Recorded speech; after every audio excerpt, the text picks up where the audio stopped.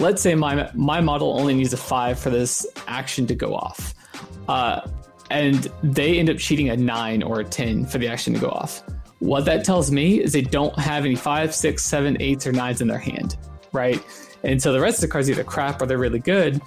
And that means that I can adjust my cheating based on the value of what they've shown me. So I can cheat something where they would need a 6 to stop it, but they're going to have to spend a severe to stop my cheat. Well, this episode is kind of a bookend. The first part of this episode is when I sat down and did a roundtable on why we lose at tabletop games, focused on Malifaux, of course.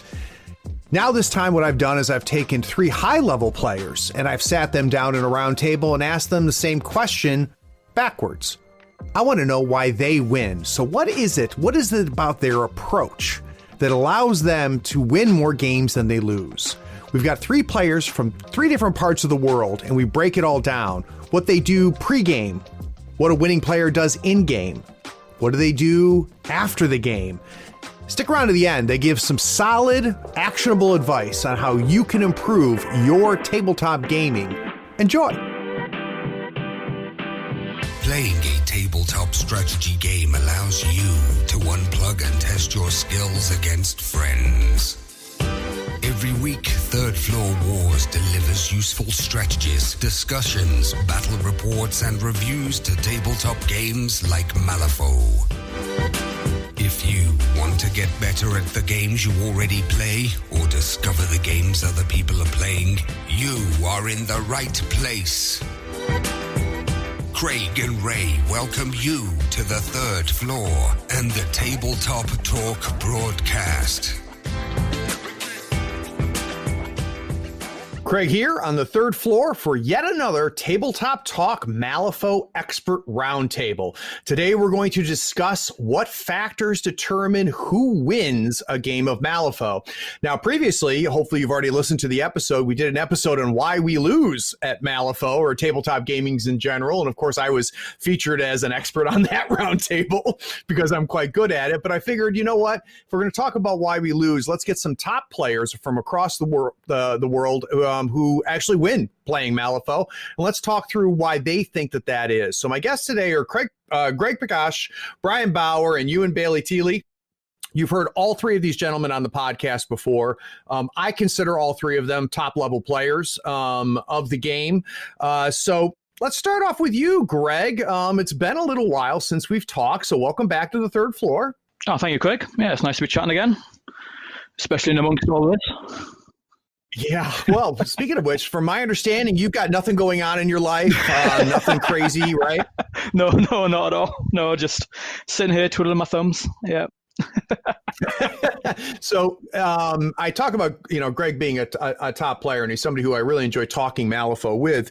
What makes me question how smart Greg is Greg thought it'd be great to move to another country during a pandemic, but that's going to be quite a challenge. So my heart goes out to you on that one. But I am curious, Greg, have you had any chance to get in some gaming, whether it be Malifaux or something else? A little bit. So I've been playing, I've actually taken my first forays into Vassal. I've never really been a Vassal fan, even though I've been playing Malifaux for a long time.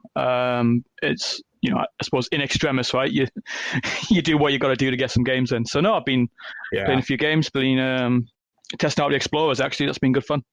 Very nice. Who's right now? Who's your bay in Explorers? I've been really liking Jedzo actually, which is not really my play style at all. I'm normally a very kind of glass cannon orientated, and so you know something like but so this kind of ball of death type thing is not normally my cup of tea, but the scopes are going to look stunning. Like the artwork's amazing. I can't wait. It was very much a ruler cool thing. It's like, I'm going to play with these and we're going to make it work, and if you feel uncomfortable, you're going to keep playing it until you don't feel uncomfortable. Good for you. Well, I mean, I think actually, Greg, you and I have talked about this. Exploring outside of your play style is a way to get better at the game. Even if you end up at the end of it going, you know what, I flexed out, I tried this play style, I don't like it, I'm going to go back to what I'm comfortable with. You're going to be a better player because you explored that, because you're going to face it. And you are better at facing something if you've been on the other side and you've played it. So I think that's very interesting, Greg. So my second guest, Bryan. Bryan, of course, I think, how many appearances now is this for you, Bryan? This is number 4. Well, look at you. You're like getting into James Doxey territory. So welcome back to the third floor. How about you, man? I know you've been playing Vassal and playing a lot of foe because that's what you do. Is there any non-foe you've been doing? Yeah, we actually just got the board game Nemesis. So our group has started picking that up, and that's a fantastic game. Oh, son of a bitch! I keep hearing that, and I've been so strong. I've been so good. What do you like about it? Just everything, man. Like, it's so hard to narrow down one thing. So you're on a spaceship. You're trying to work together, but you're also against each other because you have these secret objectives where your objective might be trying to salvage a ship. It might be trying to kill this other player, and no one knows what these objectives are. And you're exploring the ship with aliens, like literally from the movie Aliens, trying to kill you and take over your bodies. It's just the mechanics are really smooth, really clean. It doesn't feel overwhelming at all. I was actually able to play it with my wife, which is a huge plus. So we were able to have like a couple's date night with playing the game, so it wasn't too overwhelming for them, but still complex enough that allowed us to have an enjoyable experience. Obviously, when we play with them, we had to do the pure co-op mode, so they didn't get mad at us, but it's a good game. We played about 5 times already.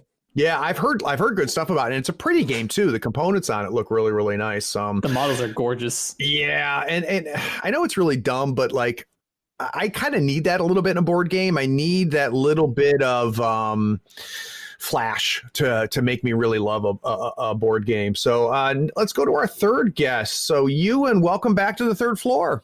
Thank you for having me again. It's good to be back. It is good to have you, my friend. So how about you? We were talking before we started recording. You and I were talking role-playing. So from my understanding, you have resurrected your group.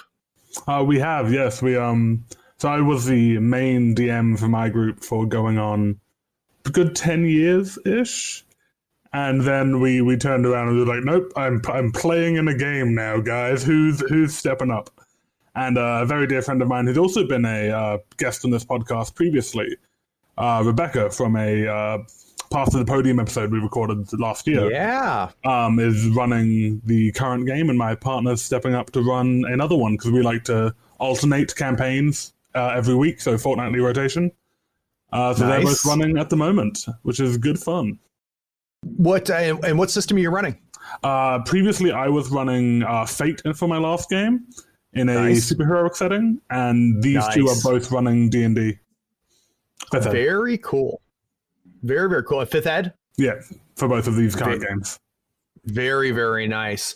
So I asked these 3 guys to come on to discuss what are things that players do? What are things that decide whether you win a game of Malifaux or not? Now, some aspects, of course, are out of your control, like the flip of the cards.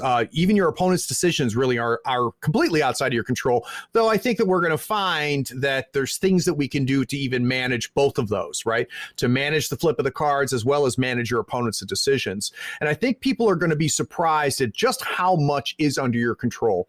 So I play a lot of different mini games, have only a handful that I play now. And one of the things that makes me fall in love with a mini game and stay with a mini game is a thing that I talk about on the show a lot, and I term player agency.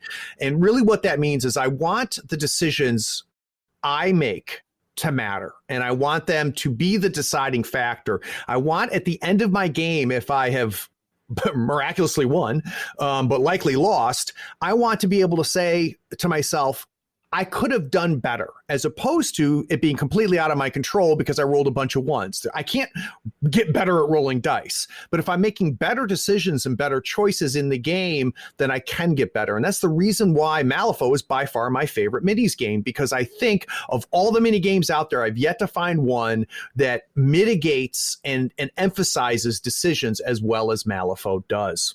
So we're going to take a quick break. When we get back from this break, we're going to break things down into phases. The first thing I want to talk about are what people can do to increase their chances of winning before the game even starts. We'll be right back.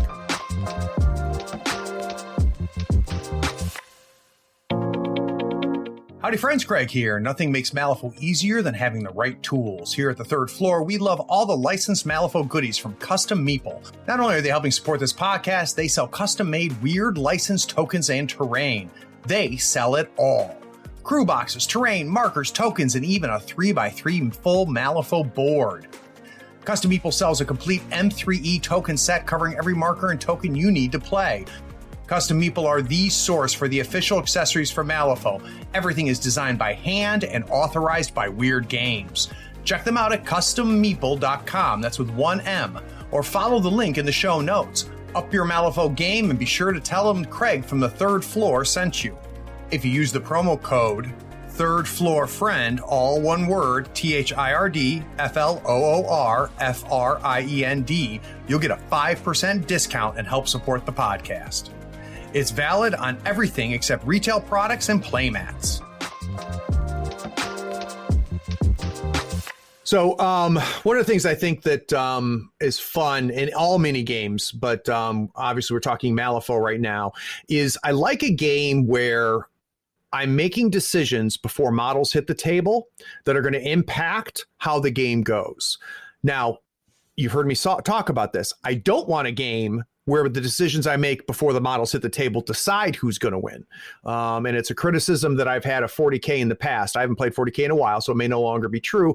But in the past with 40K, it was your list, right? And if you created a list and your opponent either created a list that created a bad matchup or created a weak list, like it was now we're just goofing off for 2.5 hours because we knew as soon as we looked at each other's lists who was going to win the game, and that does not happen in Malifaux, which I love. So Bryan, I want to start with you, and really I think the first decision you make is you see the pool, you see the deployment, you've declared factions, right? So really kind of the first big decision you make is what is the master or the keyword you're going to choose. Now, let's go back in time to Bryan as a losing player, where, Bryan, you just started learning the game, you started, digesting the game, started thinking about the game, and you approached master selection one way then, and I would imagine you approach it differently now. So in your mind, what is a winning player? What's the thought process of a winning player when they're choosing their keyword and master? Yeah, so back in the day, many, many years ago when I was a losing Malifaux player, I used to approach master selection as I'm going to play the master I want to play, how I want to play it, and that's not how you play Malifaux. Malifaux is a very choice-oriented and give and flow kind of game. So something that I do whenever I'm choosing my master is, one, when I look at the pool, I have in my head 3 masters that will complete the pool in keyword, which is huge for me. Keyword is key for how I play this game.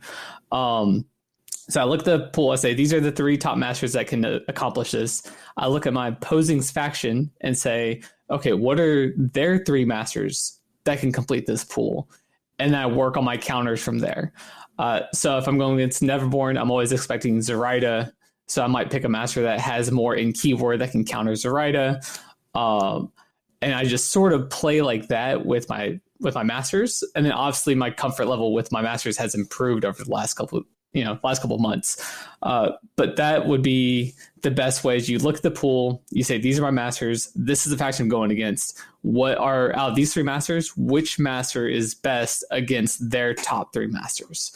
And then you go from there. Yeah, so literally you're putting on the shoes of your opponent and saying, if I was them and I had declared Neverborn, what are the 3 masters I would be considering? And it's possible your opponent's not doing that, but it's interesting that you put yourself in those shoes, and the same logic you're applying to yourself, you're applying to them. But one thing that's also important here, Bryan, I want to get a sense of for you is there's a kind of a sliding scale, right? On one side is crew that can do the job. On the other side of the sliding scale is the crew that can counter my opponent. And there's likely not the same crew. I mean, it's great if they are, right? It's great if you have a crew that's going to accomplish the job and counter them. But where do you lean towards? So if you have 2 different masters, one master is going to be great at getting the job done. Another master is going to be great at denying my opponent from getting the job done. Which side do you lean towards? I always lean towards getting the job done, because if you choose a master that is going to counter their top 3 masters, they could pick something completely off the wall, off the cuff, just random that you're not expecting, and that will throw away your entire plans. Right. But you just have to be aware of what their options are going to be and aware of what their choices are going to be, so that way you can make a more informed decision and try to hit that middle spot, right? I might take a crew that's a little bit less capable of scoring the schemes and strats if it's also really good at countering their top 3 masters. Got it. And I think that's where the slider goes. You don't want to go too far anti-counter tech, especially if you have no idea what they're bringing. If you have no clue what they're going to do, you're going to ruin your game from the get-go and end up in a 40K game where you go, oh, we know who's going to win this. Yeah, I messed up. Well, and keep in mind too, this is really a 2-phase process, right? There's the master selection, and then once you know your opponent's master, you haven't even picked your crew yet. And even though, Bryan, you lean keyword, you might have a tech piece that you would bring in now that you know what your opponent's master is, and that's a whole nother level. And we're going to talk about the crew building here in a second, but I want to focus just on keyword. So, Greg, as you're listening to Bryan talk about this, how different is your process from him? Not a million miles away, actually. I not sure if Bryan does this, but one thing I do is I kind of self-limit quite a bit, just to take advantage of try and use the time I have to practice as efficiently as possible. In that, let's take any faction's got like 7 masters, right? I don't have the time to play 7 masters competently. So when it comes to master selection, generally for a particular gaining grounds period, for a particular 12 months period, I'll look in whatever faction I'm going to play, and I'll pick 3 masters for that faction that will broadly cover most of the strategies, most of the scheme pools that I think will be available, and I'll kind of stick with those for about 12 months. And so that way I have that like kind of process. Then I get into what Bryan's talking about, where I'll show up to a tournament, I have 3 I'm pretty much happy playing, and then I'll say, right, okay, it's one of these 3, and then of those 3, there'll be one I definitely want to play, and it'll be like a flex choice, like an audible choice, where I'm like, okay, actually my opponent's likely to play this. I might want to audible into the other master. I might want to audible, if I've got set crews or set calls of crews, I might want to audible into a tech piece because I think it gives me a certain advantage. And then a lot of that kind of certainty is a very difficult thing to discuss on a podcast, and how to, comes with experience, right? The same way that, like, if you have a diagnosis, you go to a doctor with a problem, right? You tell him your symptoms. The doctor's not 100% sure what, when they say, oh, it's this, they're not 100% sure. They've just passed whatever line they have in their head based on what you've told them to be sure, to give you a diagnosis. So it's a little bit like that. That's probably the closest example I could give.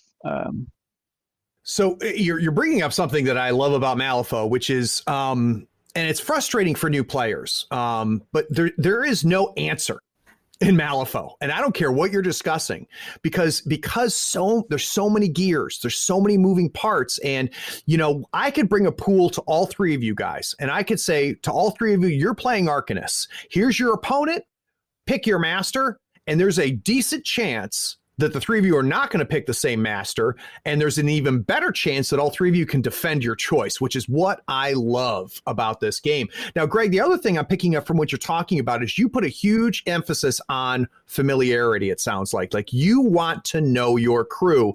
So you might figure out that, taking this keyword might be better, but if you're not comfortable with it, it sounds like that could prevent you from even choosing that. Does that sound right? Yeah. And it's worth mentioning that when I go to a tournament, I'm not concentrating on round 1 massively. Like I'm concerned about round 3, round 4, round 5, especially if it's like you've got a 1-day event. Let's say you've got 4 rounds in a day, which is relatively uncommon. At the end of that day, you're going to be tired. And so if I can almost like use muscle memory to kind of get my way through the first couple of games, and because we tend to use Swiss pairings in all Malifaux tournaments, your harder games are going to come later in the day, and so you want to be almost fresh for those games. And so don't worry about the first game. You have no idea who you're playing, and it's a little bit, I suppose, disrespectful, right? Chances are that is going to be one of your weaker opponents, because they should get stronger throughout the day, because instead of having chance, you've got a record to stand against. And so I want to be familiar to the point where I'm relatively fresh going into game 3. I'm relatively fresh, certainly going into game 2, which sometimes can be a bit make or break depending on how well games 1's gone. And so it's a marathon, not a sprint. One game isn't as important as kind of the slog, if you know what I mean. I do. I know exactly what you mean. So Ewan, we've heard a good bit of commonality between Bryan and Greg's approach. How much do you share? I share a lot more with Greg at the moment. I will say that I've always been, and I've got a bit of a reputation in my local meta for restricting myself in a lot of our events in odd ways. Example of this is, I think I mentioned last time, that I did run Explorers as my declared faction to a 16-player tournament back when all Explorers had was Bass and McCabe and no upgrades. And that was delightfully fun, and I did exceptionally well, but it's that sort of challenge that I get out of the game that does make my master selection process a bit out of the box. Similarly, we had a Christmas event last year, ran Brewmaster for every single round because eggnog seemed fair. Sure. So I'm a huge advocate of you can make any master work. Yeah. And I think that comes from my background with Malifaux. So I don't think I've talked about this on the show previously, but myself and Rebecca, who I mentioned earlier, started playing together before our tabletop RPG sessions, because we'd meet up at lunchtime, play till the D&D started, do that. But that was 2 years. We only played each other, and we only played one faction each. And so it really gave us this opportunity back in second ed where we just learnt the game and each other's characters, masters so well that it really let us learn how to just do anything with a small pool of models. So my master selection really starts with, in the faction I've declared, because we're not really talking about faction picking here. In the faction I've declared, what are the masters that I am recently confident with? Similar to Greg, there'll be a couple. I faction hop a bit, I master hop a lot more, but like over the last couple of months, especially at a competitive event, I will have zeroed in on probably 4 masters. Always at least one heavy combat master and one heavy control master. I've been playing guild lately, and so we're talking Lady J and Bass, and then we're talking Ellie as a sort of spread that I'm enjoying playing with. And that's what I ran to recent tournament, which was I went Bass, Lady J, Perdita. I just killed everything. But I always start by going, what's a master that I'm recently strong in? And then I agree really with what Bryan said earlier about picking the master who can do the pool before you counterpick your opponent. Because I really believe that if you go into that game and you score 8 points, you can't lose. And it doesn't matter what your opponent has scored. The worst you're getting of the draw, go for 8 and then work backwards from there on your opponent, is my philosophy when it comes to planning the game. That's interesting. So Ewan, this is the perfect segue into the next step, because it sounds like for you, this isn't the critical step in your mind, right? That you're saying, hey, as long as I know the master, I can bring any master. And I feel like I could win the game. So let's take the next step, right? So that's crew selection. So at this phase, as we go through these phases, right? The next phase is we both declare our masters. We both declare our keyword. What is your approach to crew building? I always start with, especially if you're looking at a gimmick master, and by that I mean someone who really has a core game plan. You're talking Brewmaster, you're talking Kairos, you're talking McCabe, people who need keyword models to do something specific. So you gotta know your core. Brewmaster's a good example of this. I love him. He's probably my favorite Bayou master. But you gotta know your core of what do you need just to get your poison going. So you take your core, whatever that is for your master that you know. I take my core and then I go, what do I need to score? So the core won't always be about scoring. It'll be about making my crew function. And then great example of Brewmaster is what I need Whiskey Gaming, who can go across the table on the turn, score me things like Breakthrough, Sabotage, or do I need something more damaging? Do I need Fermented River Monks to score me, Claim Jump or something more midfield? So I go the master, I go the core of the crew, and then I go things that I need to score points. And then any other points left over is where I start bringing pain givers, beaters, death dealers, the sort of thing that's gonna, just make anything that I put on the table and my opponent goes, that has to go, because that is so valuable in the game. Yeah, that makes a ton of sense. How about for you, Greg? So you're at that phase now. You know what your opponent has declared. You know the faction. You know their keyword. Do you go core to start off as well? Yeah, I mean, I'm kind of echoing and almost doubling down on what I said earlier about restricting myself. So yeah, there's almost certainly a core, especially with a keyword system, right? There's certain things which just synergize too well to well, we may not be, I don't want to use the term auto take, but very common takes or frequently reasoned takes. And then go from there. That's when you start looking at, I need X, Y, Z to accomplish this scheme. I need this to this scheme. Do I want to bit something out?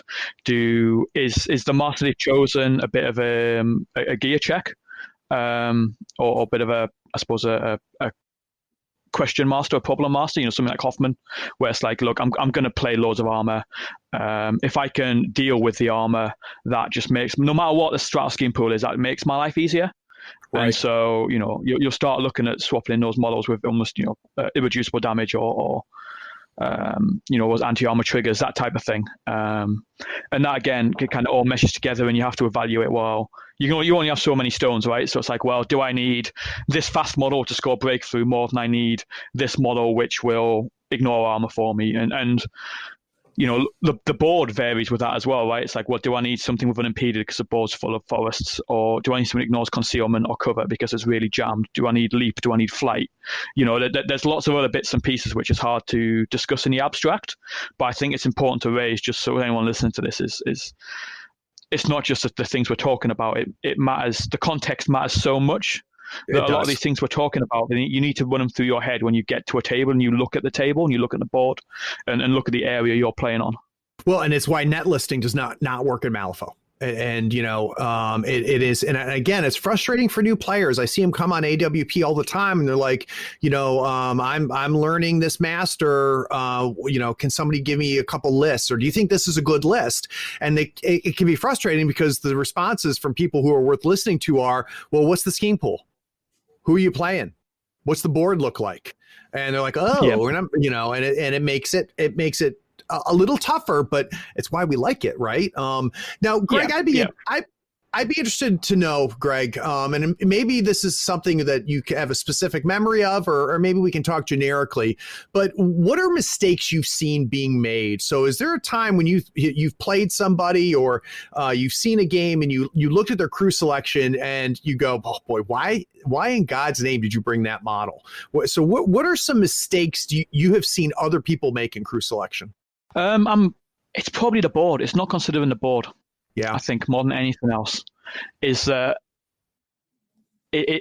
how you interact with terrain and where you're going to deploy and then how you're going to develop, especially for stuff like, talking about Jedza, stuff like Jackdaw, something that wants to operate in a bubble. If you've said, right, okay, I'm gonna double down on this ball of death type strategy, but you look at the board and there's a big building, an inch out of your deployment zone. It's like, well, suddenly what do you do with that bubble? Do you split it in two? Because then, you've got the opportunity, then you have to bring it together. Or do you deploy to one side? In which case, depending on how quickly that happens or how telegraphed that is and how aware your opponent is, you open up the opportunity immediately for them to counter deploy. And you haven't actually picked your crew yet, but that's where you're going to get to 3 steps down the line. Which again comes with experience. It does, but also an understanding that if your opponent can take advantage of it, like if you think, oh, this is great, I'm going to hide behind this forest, but your opponent's declared Marcus, it's like, well, actually, that plan's gone out the window. And if you stick to that plan, you build your crew around that plan. Said, yeah, this guy's a bit fragile, but he's going to hide behind here, and it's going to be fine and dandy. And it's like, well, it's not, because for you that forest is a big deal. For your opponent, it might as well not exist. Right. And there's all these little bits and pieces around looking at the actual board and just planning the game out in your head. And especially when it gets to larger bases, even if something's unimpeded, if it doesn't clear a gap between two impassable pieces, or, one model's going to have to climb around. It's going to affect your activation order. There's all these other little ramifications which you might not initially be aware of, and your plan could be great. Your crew could be absolutely perfect for the strat and scheme pool, but you haven't thought about actually how everything's going to move around the table. Never mind your opponent. At that point, they're too far away. The board's first. Yeah, and that to me is a whole deeper level, right? And it's maybe something that we wouldn't tell a beginner to do, because at that point it gets overwhelming for a beginner. But as you get comfortable and familiar with picking your masters and your keywords, and you feel comfortable and have mastery of crew selection, then thinking territory and thinking the board, that's not often done. So I think that's a wonderful call out. How about for you, Bryan? Is there things that are ringing true for you when you listen to Ewan and Greg talk? Oh yeah, they both nailed it spot on. In my crew selection, I have a 30 stone core selection within keyword for each master I run. This is my beater, these are my scheme runners. And then after that 30 stones, I look at my opponent's master selection. And then I decide if I want to bring in a tech piece, or if I stick, something that's more, that has a lot more consistency with trying to match the schemes in pool, right? So I might bring Anna Lovelace in because of this crew needs card draw, even though it's an out of keyword pick, right? So I think that what they're saying rings true with a lot. You have to make sure you assess the board, you assess how you're going to deploy, and obviously you need to think about the scheme pool, right? So some people I've played against are the way they pick their crews. I guess I shouldn't be talking about other masters or other people how they pick stuff, but they'll pick their master and henchman and whatever based on trying to deny points. So they might take no henchman to deny catch and release, stuff like that. Which is honestly, it's also a good idea to look at when you're building your crew, is how to deny points into the upcoming scheme pool. So crew building is just so huge, and there's so many decision points in building your crew. This whole episode, Bryan, could be just about crew selection, right? We could talk 3 hours about it. And it's why I don't want to repeat myself. No, but it's important. And I think that what I was hoping to do is to get a sense of overarching philosophy, which is exactly what we did as we stepped through that. So Bryan, now we've done it. You're locked in 50 stones. Your opponent is locked in 50 stones. You've seen their list. The last thing that happens before models hit the table is you've looked at the pool through this whole process. But now it's going to be your selections. So what does that look like when you go in and you finally make the two choices for your schemes? What does that hierarchy, that decision tree look like? Well, you should have, or I always have already chosen my schemes while I'm building my crew. There's no second step for me, or third step for me is building your crew and then building schemes. I build them all together at the same time. Okay. So when I'm building my list, I go, these models can accomplish this one, these models can do this one. And then once my opponent reveals, then I go, okay, can I actually score assassinate? Can I actually let them bleed? Can I get any of the killing pools about to interact with my opponent? If I can't, then I've already built my crew to handle the 2 or 3 that are not interactive with my opponent. Okay. So to me, that's all wrapped up into one big selection. And then obviously, if your game plan was to go assassinate and your opponent puts Jack Dawn on the table, you go, okay, well, I need to shift my gears to something else, but you should have made that decision during crew selection, not at just the scheme pool selection.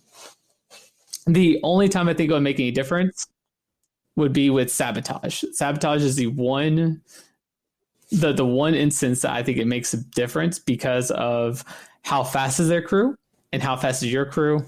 And then obviously what deployment are you going to get? Right. I can't remember in live play when you choose sides, but in Vassal, you typically choose sides after you reveal your crews. So once you reveal your crews, you see what side you're going to get, and then you decide if sabotage is actually doable for you based on the terrain in your force deployment. Yeah, this selection process is literally the last thing that happens before models hit the table. And it, for me, it's, as a player, it's where I'm the most challenged. I would say, the vast majority of my games, when I go back and look at them, I have often failed here. And a lot of it is I can get blinders on, which is kind of what you're talking about, Bryan, and just have decided I'm going to lock it in and not feel comfortable enough, or I don't know. It's not a matter of comfort. It's a matter of being stubborn to a certain degree. And it's like, I'm going to do this for sure. Right. Yeah. And this is what's going to happen. And then I don't even execute that, which is always good. How about for you, Ewan? What does that decision tree look like as you finally narrow down and choose your two schemes? I absolutely agree with Bryan at the start of, I've already thought about this before step one, before master selection, before crew building. You always go look at your schemes. But there's something that I'm really passionate about in my approach to Mali. And I'm going to be bringing it up several times throughout tonight, just looking at our outline at the moment. And that is something that I would call the AP economy. So when you're looking at a game, you have so many AP on the board for the whole game. You got 10 models. They've each got 2 AP. Your master's got 3. You've got 21 AP to play the game. You're realistically not going to have 10 models. And then you got to look at that and go, how am I going to score these points? So the first thing I do is I look at those schemes and I go, how expensive are they in terms of AP? And a good example of that is Breakthrough.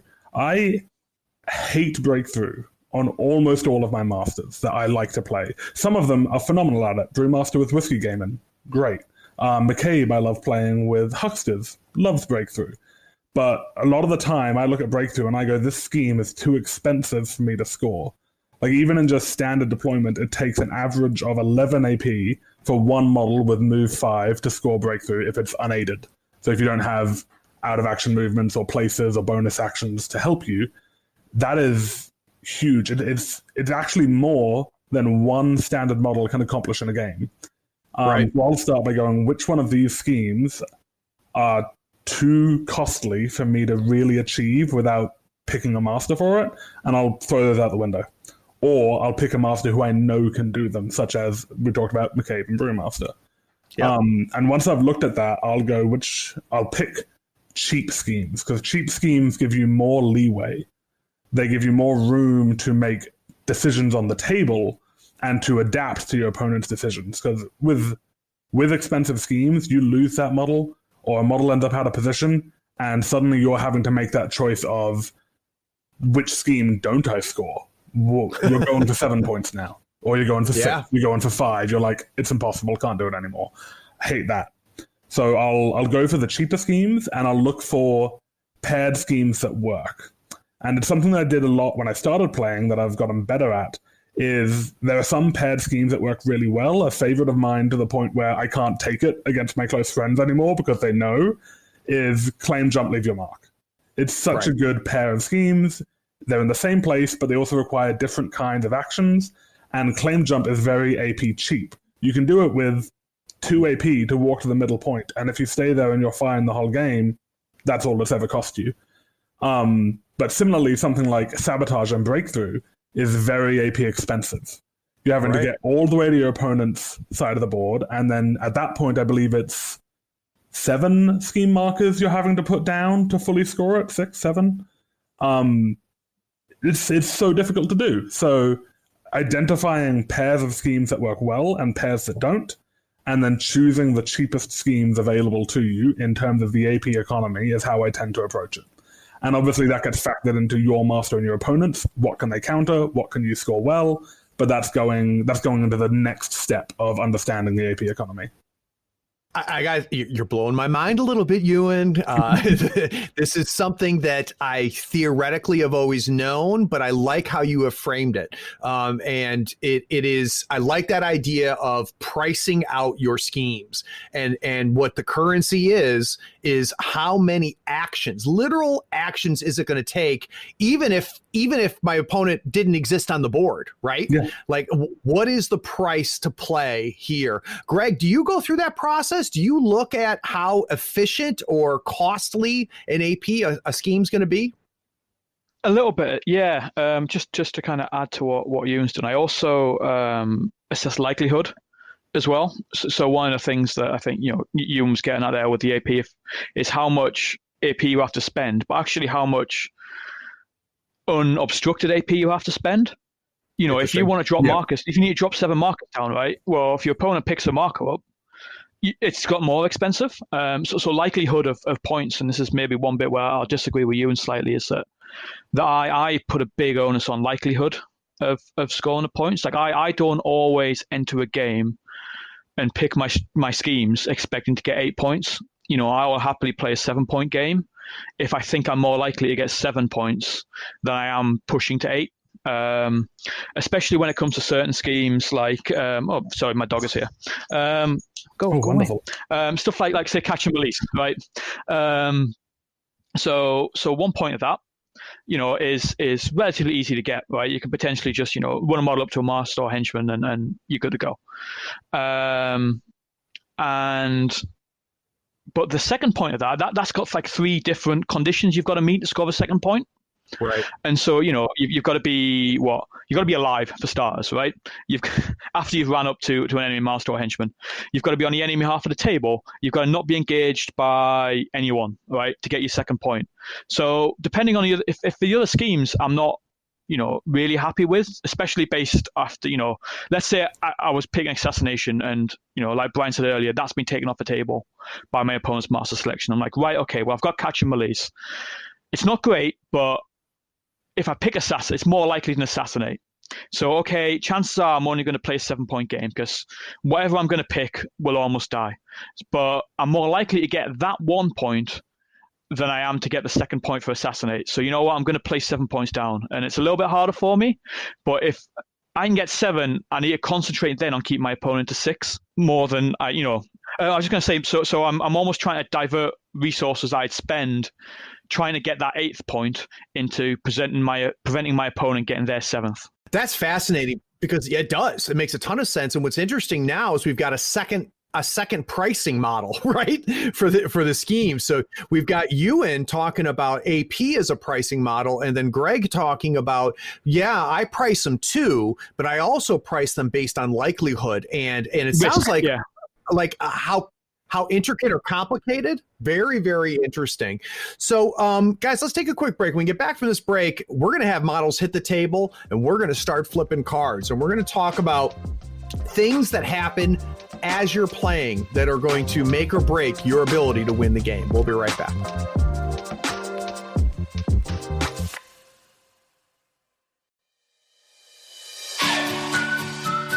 Howdy, friends. Craig here. You deserve a new playmat. Here on the 3rd floor, we use Mats by Mars. They are scratch resistant, waterproof, wet erase marker compatible, almost free of glare, and lighter than neoprene. Mats by Mars gives you over 40 designs to choose from. You pick a mat, pick a design, and then you pick an overlay, like one for Marvel Crisis Protocol, Star Wars Legion, or even Malifaux 3rd Edition. Those overlays will really speed up your deployment and make the placement of objective markers so easy. Use our promotion code in the show notes to get a 10% discount on your first order. In the notes of your order, you can even request the 3rd floor logo on your mat for free. That makes the best mat in the business even a little better. So get some new mats, save yourself some money, and help support the show. Go to matsbymars.com. All the details are in the show notes, including the discount code.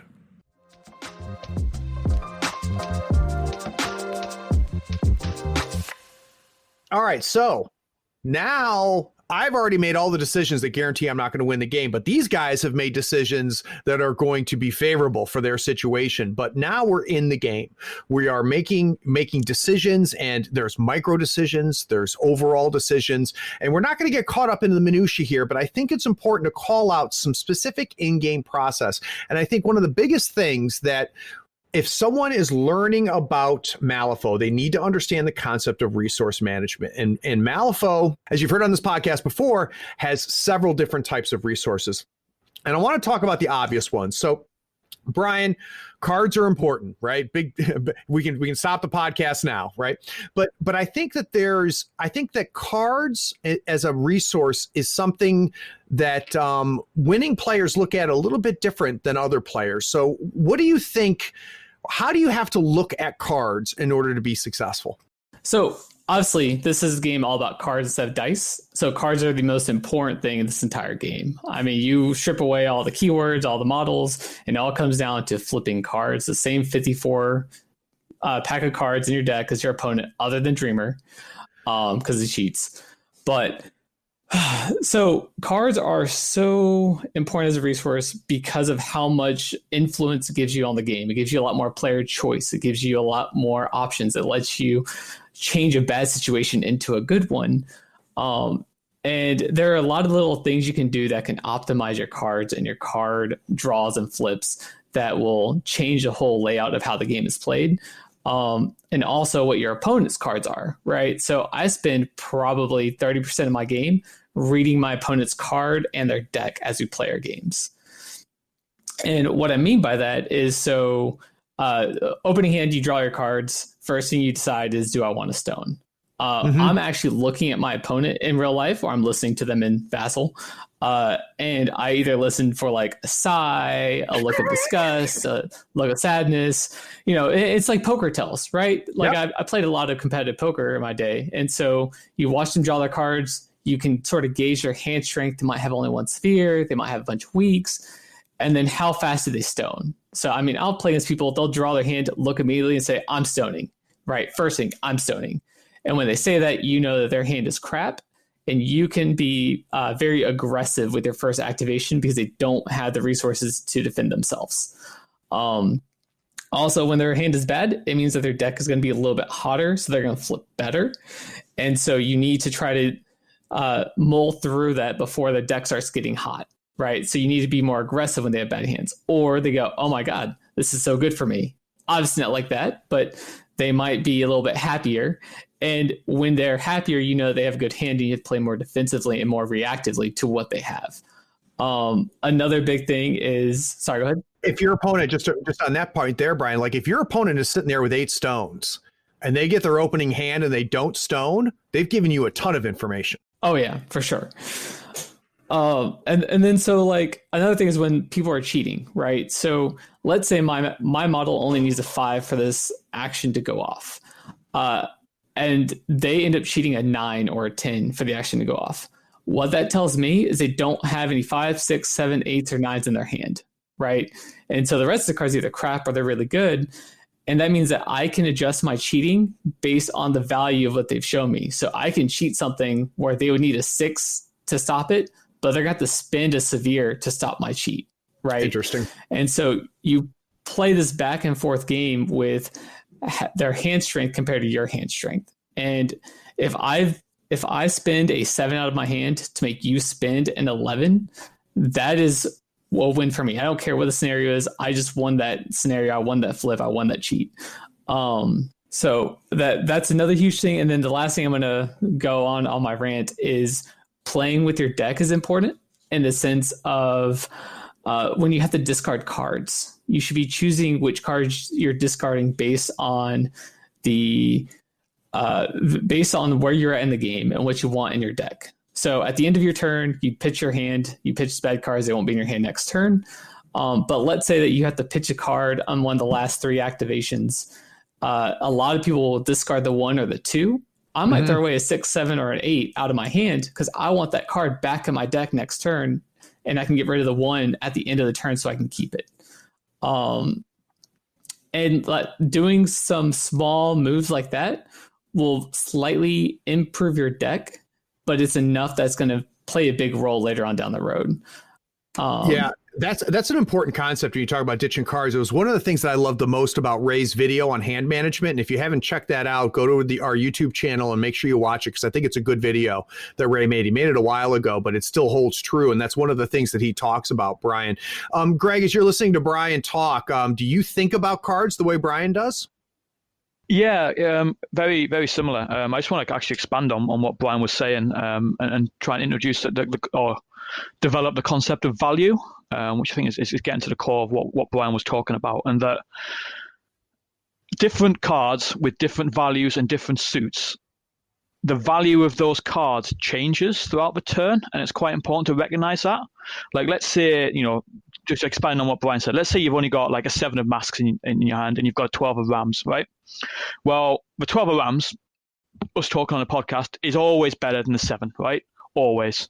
Unless you need that suit, right? And so let's say, I don't know, your master's on, is shooting at a random person, right? Or needs to get a simple spell off, right? Well, the 7 will do it, but you spend the 12, because if you've also got a Silverid, which needs to leap, you need that mask, right? Oh, well, in fact, Silverids don't, but you know what I'm saying. Let's say you need a mask for a leap. Then actually, that 7 is worth more than the 12, and you're far more likely to get rid of a 12 for discard card effect, because that 7 will let you leap, and then maybe let you, say, drop a marker, leap, drop a marker, and you need those 2 markers to score your points. Well, suddenly, never mind, it's one of those things that we said earlier about context and how important context is that if you flick through your deck, if you talk abstractly, the 12 is always better. But in the game, the 7 can be more important at any particular moment in time than 12. And that includes 4s, it includes, all these low cards, and you've got to understand where you are and what you need to get your points. And to understand that the value of your cards is not necessarily what is written on them. It's what they can do for you in the game. So as a concept, Greg, that's huge. And I got to tell you, when I look at where I was when I started playing Malifaux and where I am now, there's certain things that leveled me up, right? Where I heard the bell, ding, level up. And that was one of them was, and it's what you're talking about here, is looking at your hand and committing cards before you commit the card. So I need that 7 of masks. I know in order for me to score, in order for me to win this game, I need to use that 7 on my leap, because that is going to be the deciding factor. So I don't care how tempted I am during the round to use that 7 for something else. That thing is committed. It's practically not in my hand at that point. Now, understanding that's huge. Now, what you touched on, though, that I don't do, which I think is huge, is I think that I lock in. Right. And I don't allow the game to make me reevaluate things. Right. So it's possible, Greg, that as the game progresses, that maybe I don't need that leap like I did before, or something even more important has said, yes, Craig, you locked that card away, but now you need to put that card back into play because conditions change. That's something I don't do. So I love your comment, Greg, about watching it as it progresses and that the value of cards in your hand are going to change over time. I think that's huge. Ewan, how often were you nodding your head as you were listening to Bryan and Greg talk? From the start of Bryan talking to when you guys finished talking, just then, whole way through. Yeah. I honestly have almost nothing to add to that. Building on what Greg said and what you were just talking about as committing cards as well, as a more overarching skill to get, not even a skill, it's just a thing to keep in your mind, is key cards for your master or your crew. The most obvious example of this is a summoner. Learn your summon cards. When you look at your hand, learn what you have and what you can commit to if you have to use a stone or not. But it goes a lot further than that, and learn what cards you want to have. Because a lot of the time, a big example of this is one of my favorite masters, Bass. You want a 3 of masks. Every single turn, you want a low mask in your hand. Never ditch it. A lot of the time, don't spend it on something else, because that 3 of the masks is reposition on Bass's bonus action, which is enormously potent, because he's got an 8-inch range, but that reposition makes it 11, and it's huge. So you need to look at, when you're learning a master, and when you talk about card management, you need to learn in your crew what are those cards you need. As Greg said, the leaps, the little triggers that you have to get off consistently, especially on models who can't stone. If you're looking at enforcers or minions, that becomes hugely important, because you can't fix that. Like, Bass can always spend a stone and top deck a 3 or higher if he has to. Right. Yeah. But when you're talking about minions and you're talking about enforcers, learn your key cards and learn to check for them at the start of the turn, because it will change how you plan your turn if you don't have them. Yeah, and you're bringing up something else, and I think that all three of you have already hinted at it. And I'm actually going to take a step backwards to the previous segment to crew building, because I think this is an important concept. And like I said, I think all three of you have talked about it without talking about it yet, and that's self-inflicted hand pressure and self-inflicted card pressure. Ewan, when you're building a crew, do you look to see, am I hiring models that all need the same cards? Yes, we actually we talked about this the last time me and Bryan were on the show with Raver. We talked about it, but due to our differing opinions on shield bearers, Bryan loves them. I hate them because they compete for low mask, and it's so important on multiple models in the crew that it does create that sort of arbitrary hand pressure that suddenly you're looking at those low masks you get and you have to go, where's it going? I don't know. And it's good to have multiple uses for your cards, but it's really a decision you have to make based on where do you want that decision to go, and do you want to even have to make it? Yeah, I mean, I've done it where I've self-sabotaged because I don't even think about that during crew building, and then I'm in game and I'm like, this guy needs this card, this model needs that card, and they're the same freaking card, and I've only got one of them. But why did I put myself in this position? And maybe even if I considered that, I still would have hired the same. But the point is that I don't think about it, right? So it's not a factor, and it may not be a factor that changes things, but I think it is something that you have to watch out for, so you're not unnecessarily self-inflicting. Or when you're down to your last 10 stones and you're hiring, maybe that's something you look at, right? Because if you're already down to this is the last one, this is the least important model you're hiring because you've already made your big decisions, right? That's how we go through the tree. So now you're looking at the last model you're going to hire. Maybe that is something that you should think about.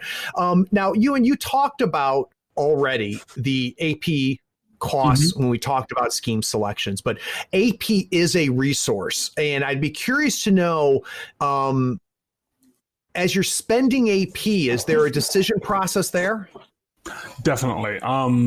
Top of the turn, I'll look at what I need to do this turn to score and how many actions that's going to take. In terms of the economy, I'm going, what do I have to spend this turn to score? Sometimes the answer might be, I'm not scoring this turn, or I'm not scoring that scheme this turn. And then it's, what do I have to spend to get ready to score next turn?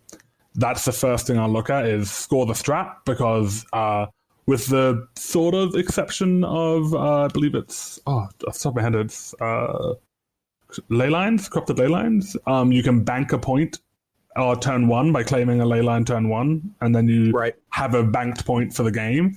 Every other scheme has been set up now with GG1 over GG0, which I think is a fascinating debate, of you do have to score them. You cannot pre-prepare your points anymore, except maybe bounties.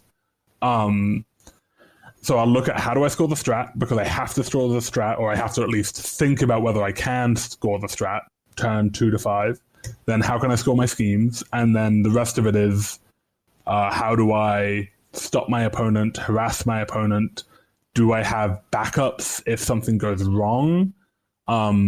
This will come in later on as well, but the order that I have to do my actions is huge here at the top of turns. Does something have to go first? Does something really want to go last? Is it this model must go after that model to prevent it being countered?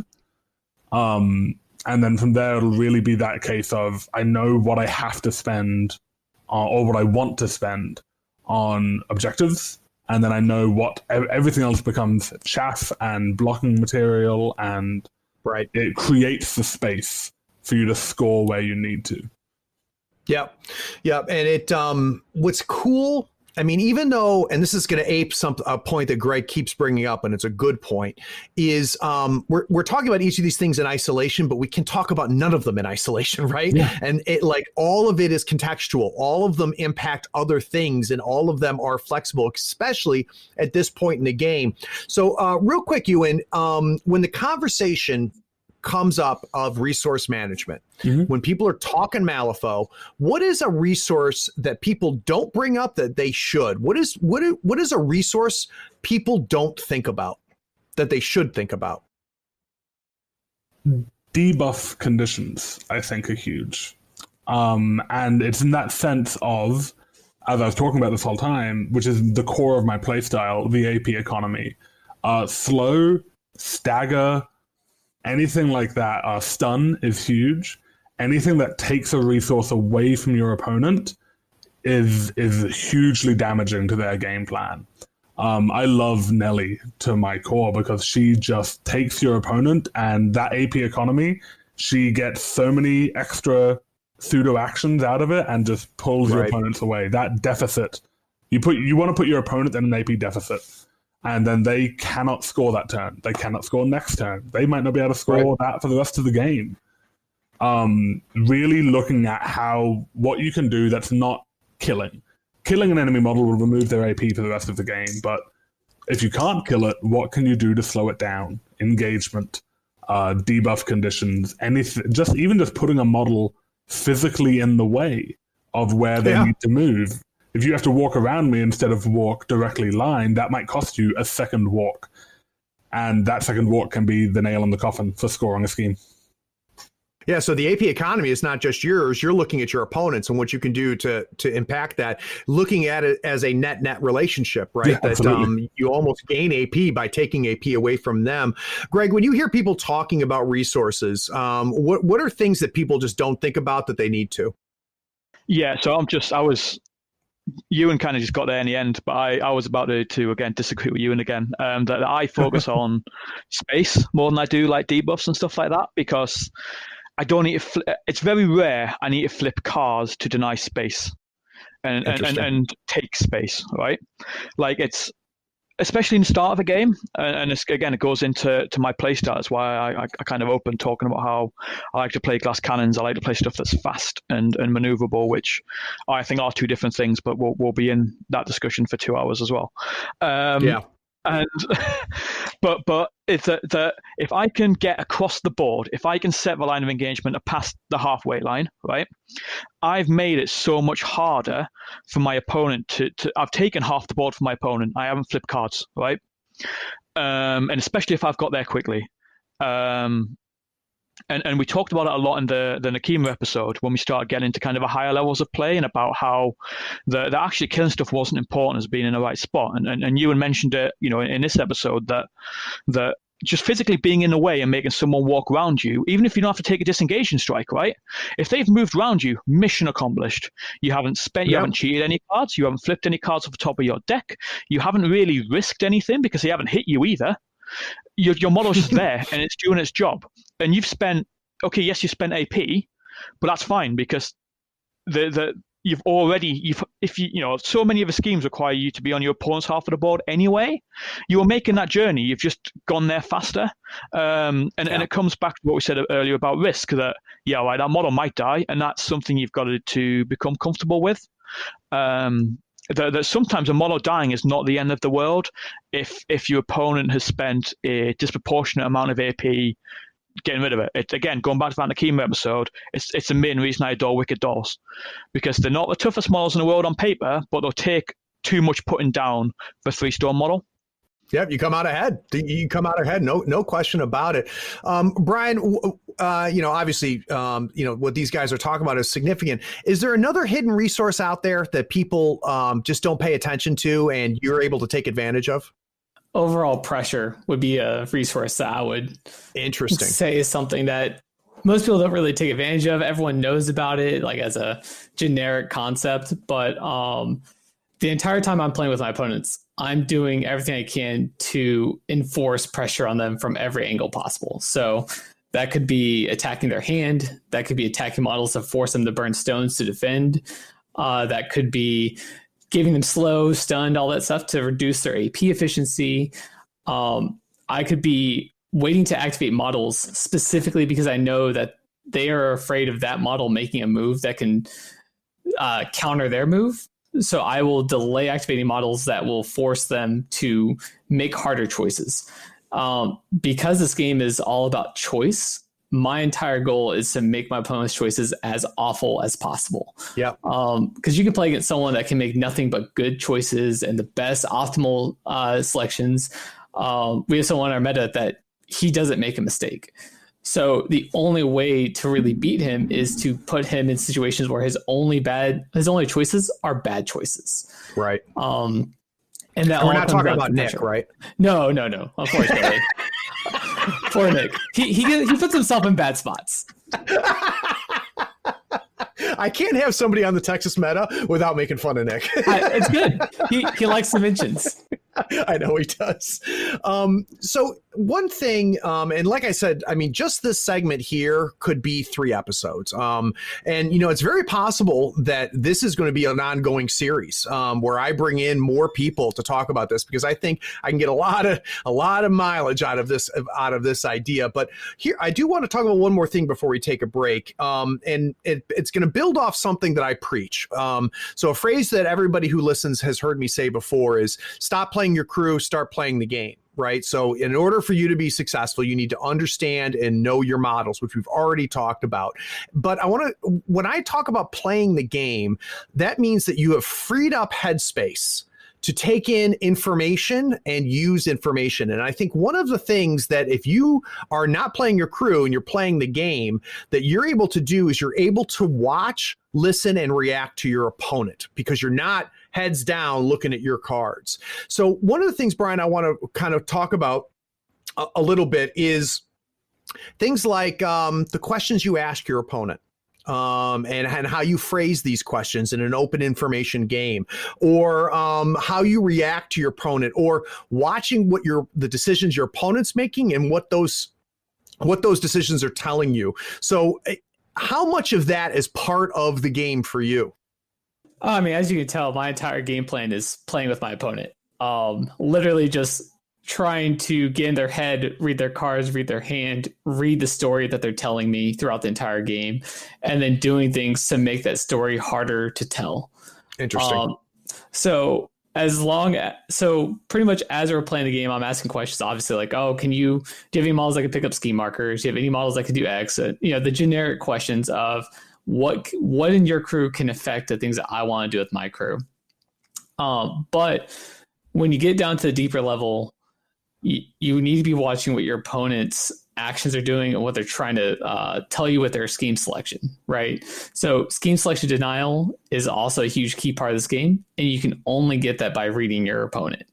So first thing is you want to read your opponent and see if they're telegraphing anything from their crew selection, right? Go, okay, these are the 3 schemes that they can reliably score, which are going to be the most action efficient ones for them to score that they're most likely to pick. And then how do I deny those? And then you focus on making those harder to score, and start making moves that makes it so that way they are in a worse spot every single turn. Right. Ewan, how focused are you on the story your opponent's trying to tell? A fair bit, honestly. Like as I've said earlier, I do tend to play my score first, deny second.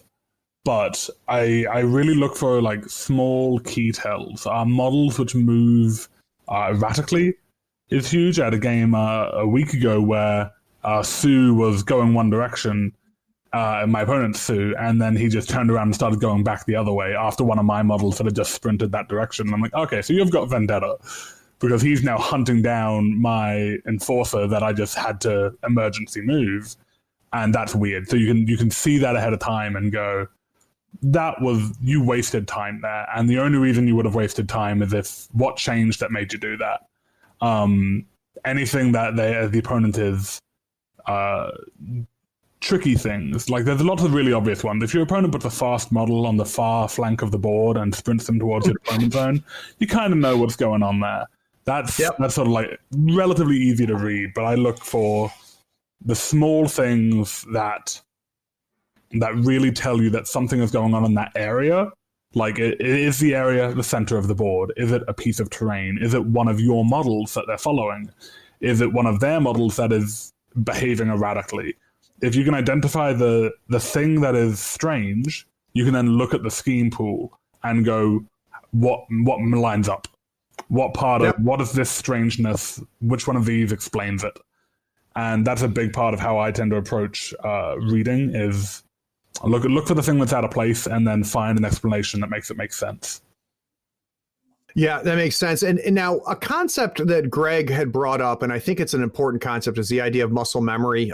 Greg talked about it in the context of, being able to autopilot turn round one a little bit so that he's saving his resource of his brain power. There's nobody listening right now that has played in a 3 or a 5 round tournament that can say that I'm just as fresh my third game as I am my first game. And Malifaux, it sucks it out of you, and that's what we love, right? What I would be interested in is, we talk about muscle memory, is these ideas of decision trees, Greg, because I think that there's a muscle memory there too, where and this is why I talk about you got to play the game. Right. You can't theory-faux decision trees because of the context and the complexity that you've talked about. And one decision tree that I think is important is who do I activate? So, Greg, when you're staring at the board, you're halfway through the turn and it's your turn to activate. Can you give me generically an idea of the decision tree you go through when in deciding what model is going to activate next? Yeah, sure. I'm actually going to take a little step back first, and I'm going to almost summarize. So I do exactly what Bryan and Ewan have just been talking about around all these different little factors that throw it into your decisions. And it's only kind of the last couple of years I've actually encountered like the vocabulary to describe that properly. And so there's this thing called the OODA loop, which is OODA, and that stands for observe, orientate, decide, act. And it was this Air Force colonel called John Boyd that came up with this for fighter pilots. And it just applies really, really well to Malifaux, where you're making a lot of decisions on a lot of varying data very quickly. And so if we take the example Ewan just gave, right? So first thing, observe, right? What have you seen? It's like, well, Sue was going one way and he's just zigged back, right? So that's what you've seen, right? So the orientation bit is like, what does that actually mean? And so then you're looking at the wider context of the game. It's like, well, whatever he was doing in the direction he was heading is not worth it anymore. Right, well, now what's happening in the direction he is heading? Oh, well, I've just moved my enforcer there. Okay, and Vendetta's in the pool, and my enforcer's more than Sue, right? Oh, okay, right, here we are. And then, right, that's... I've seen my opponent move a model, and I put that into the context of the wider game. And then, right, okay, the decision part is, right, what am I going to do about that? And that could be, 3 or 4 different things. Well, I could ignore it for now. Do I need to kill Sue? Do I need to move my enforcer next? There's lots of other bits and pieces which, we could get through. And that's where the whole analysis paralysis comes in, where you get sucked into all of these different options and all of these different ramifications, which is why the fourth bit, the act bit, is so important. In that at the end of the day, you've got to make a decision. But it's a loop. So, yes, you acted, but your action then generates another observation, and you can go through. And so that's kind of, when I play the game, that's what my brain is doing the entire time. It's right, seeing this, what does it mean? What can I do about it? And sometimes the answer will be nothing. It'll be like, don't need to worry about it right now. But it'll go on the back burner for something to I care about 2 activations down the line, or I care, well, Sue's far away, but actually he's going to be in range next turn. So maybe at the start of the next turn, my first activation would be my enforcer moving behind that building. Because if he's behind that building, Sue's got a long way to walk before he gets a clean shot. And actually, then I push that problem 2-3 turns down the line, or potentially just taking it off the table. And interesting. And you just go round and round and round and round. And that's, again, we're constantly going on about context, and we're constantly giving many examples. But the core of it, that's what we're doing, is we're seeing something, we're figuring out what it means, we're figuring out what we want to do about it, if anything, and then we're making a decision and we're acting upon that decision. And even halfway through an activation, you're like, oh, this guy's going to hit this person twice. And you're like, oh, well, I've missed the first attack, so I'm not going to kill it with a second. Is there something worthwhile we're doing with that second AP? Right. And to take it back to your original question, Craig, about how do I choose which model to activate, it comes down to, how close are they to death? How, do I need them to score points? Are they, in a dead area of the board, right? Are they in, let's say we divide the board into quarters. Or, my opponent's model's in that quarter, already activated, in which case I don't need to activate that one yet, because he's not really in any danger of being messed with by my opponent. And so he can wait, or that model can wait, and I'll worry about using some of my models in a more live area of the board. That's kind of the core one is Again, I suppose I'm trying to explain how I view the board. It's almost like if you remember kind of like high school physics, when you learn about gravity and they'll show you like a mesh, right? And different objects on the mesh will dip it depending on how much gravity they create. And that's kind of how I view the board. So something like Nekima, right, unactivated, has got a massive amount of gravity, a massive amount of mass, right? She has a huge influence. And the further away from Nekima you get, that influence lessens because she's going to do less harm, right? And then if she's activated, that influence suddenly goes to nothing. It's gone, yeah. So even though Nekima's big and scary, well, if this, young Nephilim, who's a lot less threatening than Nekima, still hasn't activated, actually, he's something I need to be concerned about more than her. And that, it's not just killing power. You could look at debuffs. You could look at scoring potential. There's lots of different ways that, again, the value of a model changes depending on what it's going to do and how it's going to get your opponent points.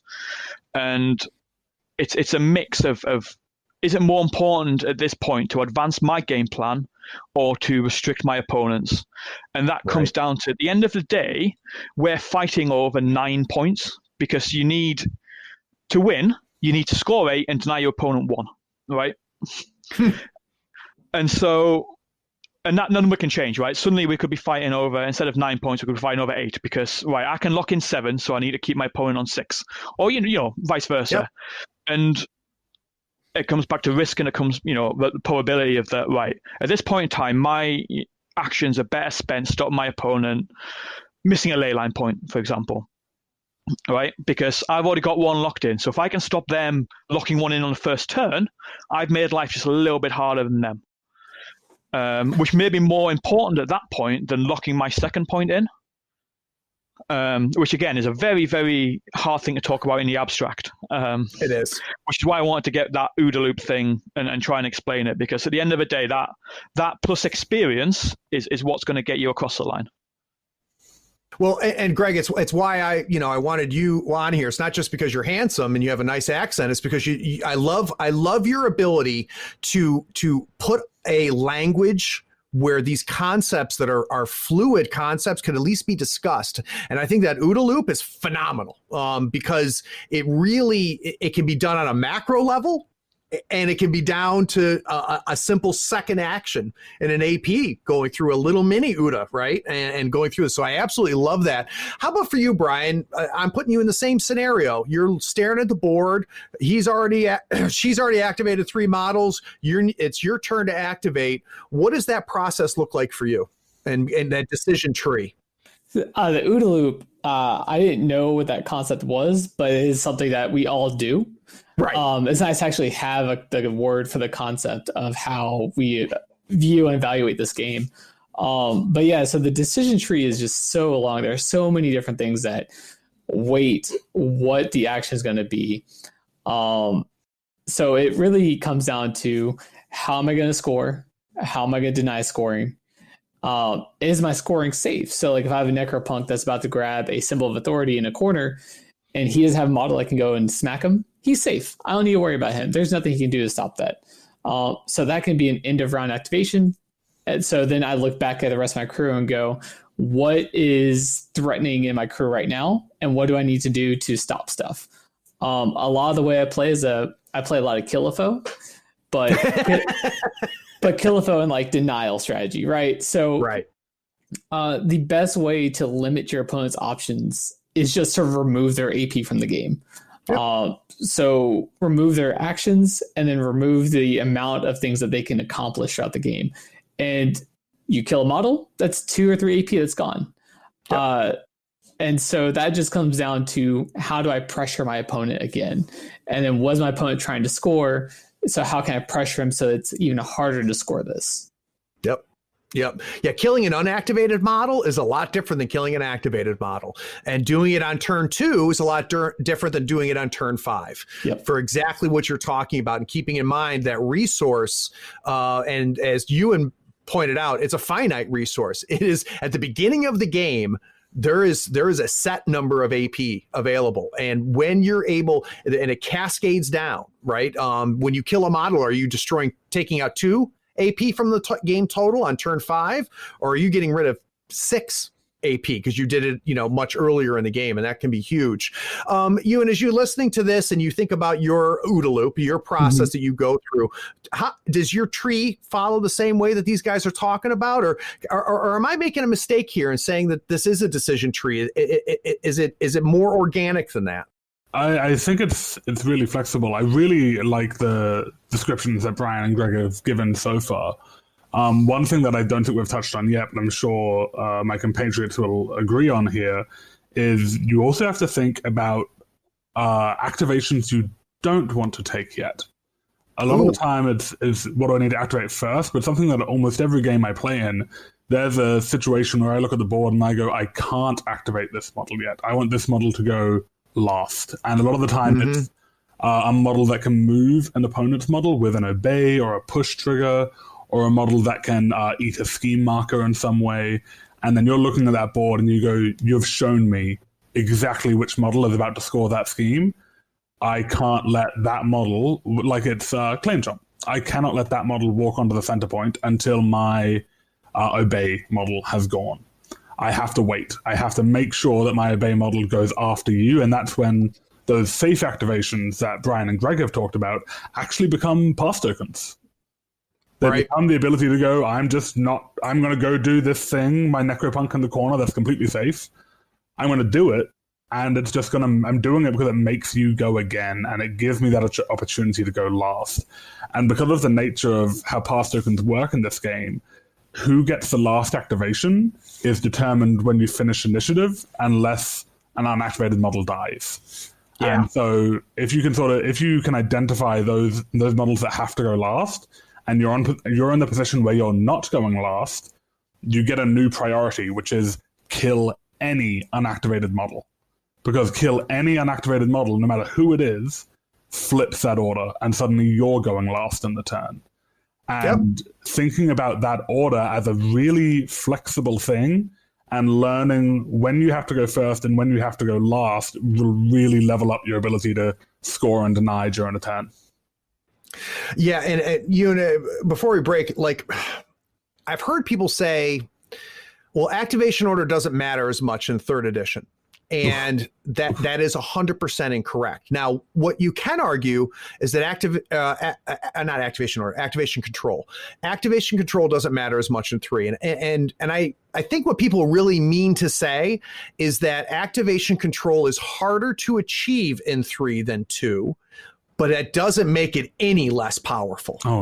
In fact, you could make a very legitimate argument that is the number one thing we're trying to achieve is activation control. And what I love about everything that we've talked about leading up to this is all of it is really leading to that. And the decision tree is leading to the ability to gain activation control. Even if you end up with the same number of activations, you can still achieve activation control by your activating order and what you do and how you spend those resources that we've talked about. So guys, we've talked a lot in the abstract here, and that's because we have to. And this gets to the point that Greg has been saying is that, this is not a linear game. Malifaux is more Go than it is chess. And for those that aren't familiar with it, chess, I'm a huge fan of chess. Chess is a linear game. It is a great game, obviously, but it's a linear game. And if you're not familiar with Go is far more organic, far more contextual, far more every single move changes everything, not just one corridor of the chessboard. And I think Malifaux is far closer to Go than it is to chess. But I appreciate that we have been able to put some language around this. We've been able to take a huge challenge and talk about the abstract. What I want to do, though, is I want to take a break. When we get back from this break, I want to put on a little mini clinic, and that is, I know that there's new people listening that are like, oh my God, like all of these heady concepts and like all I want to know is what can I do to get better? And that's what I want to talk about. I want to give some actionable advice to people that are listening that you can do this and you will get better at the game. So we'll be right back.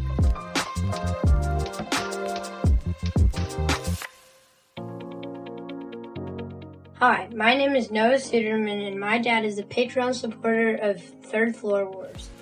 I listen to Tabletop Talk because of the hard work and effort that Craig Shipman puts into every podcast so that his viewers can become better Malifaux players. What is it worth to you to get this podcast on a weekly basis? Is it worth $1 a month? $5 a month? $20 a month? If you'd like to help support the work that we're doing here on Third Floor Wars, please go by our Patreon. We're at patreon.com/Third Floor Wars. There you can pledge at any level, any dollar amount. Whatever you give us will help us put out quality content on a regular basis and hopefully make tabletop gaming a little bit better for you every week. Time for a special shout out to our newest patrons. I want to thank Eloy, Robo Rotten, Jacob Suderman, Joshua Hatch, Donald Kroger, John Fox, David Gadea, Anthony Nguyen, and Alexander Moritzen. Because of you and the 100 other plus patrons, I'm able to put out quality content on a regular basis. I appreciate your support.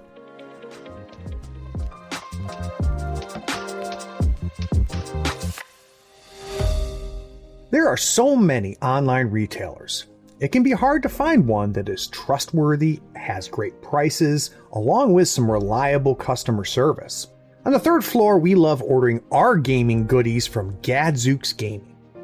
Their selection of terrain, miniatures, dice, custom decor, and conversion bits are curated for gamers by gamers. You'll find they have what you need and what you didn't know you needed to take your gaming fun to the next level. If you mention Third Floor Wars in the cart notes of your order, you'll also get a free gift. And you'll help support the podcast. Check out gadzooksgaming.com and mention Third Floor Wars on checkout to get that free gift.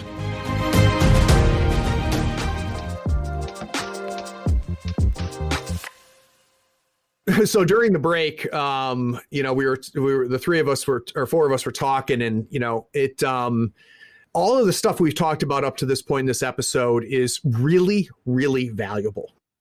But when you talk about concepts, when you talk about abstracts, which you have to do when you're talking about this game, it can be a little frustrating, right? Because, part of us, and I don't care how good you are at this game, I don't care how new you are to this game, part of us loves the 5 things you can do to, get better, right? We love that kind of thing. And really what that is something that is actionable and tangible. And that's really what I want to talk about here. So Greg, a new person to Malifaux, they've got maybe a month or two of the game under their belt, and they're sitting down, they're at the pub with you, and they're frustrated. And they're just like, I can't win at this game. I can't win at this game. Is there some actionable advice that you like to give, Greg, that things someone can do, not think about, not absorb, not learn, something that they can do to get better at Malifaux? Yeah, sure. And I'm actually going to repeat myself from a Schemes and Stones podcast I did probably 5 or 6 years ago at this point. I mean, it's potentially more like 7 or 8. And that is after... Yeah, and that's, I mean, we're going by what we talked about in the break, but we're trying to distill years and years worth of playing this game into some bite-sized chunks for someone to listen to, right? And at least make it relatable. But one of the things I do, and I try and do it after every game, is that I write down, I call it 3 lessons learned, and I write down 3 things that in that game I've learned.